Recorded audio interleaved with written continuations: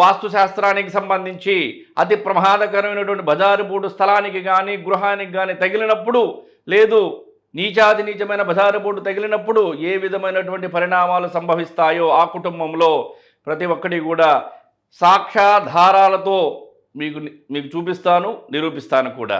ఈ యొక్క యథార్థ సంఘటన ఎందుకు చెప్తున్నానంటే, మీకు ఇప్పటికీ కూడా ఈ దక్షిణ నైరుతిలో కనుక బజారుబూడు తగిలితే మార్చుకోండి. ఈ యొక్క బజారుబూడు చాలా ప్రమాదకరమైనటువంటిది. కాబట్టి దక్షిణ నైరుతి బజారుబూడు స్థలానికి కానీ గృహానికి కానీ ఎటువంటి పరిస్థితుల్లో కూడా తగలకూడదు. మధ్యలో రోడ్డు ఉన్నా కూడా, స్థలానికి తగులుతున్నటువంటి బజారుబూటుకి మధ్యలో రోడ్డు ఉన్నా కూడా ఈ బజారుబూటుని వీళ్ళు ఆపలేకపోయారు. మధ్యలో రోడ్డు ఉన్నా కూడా బజారుబూటుకి ఎటువంటి రక్షణగా ఈ రోడ్డు నిలవదు.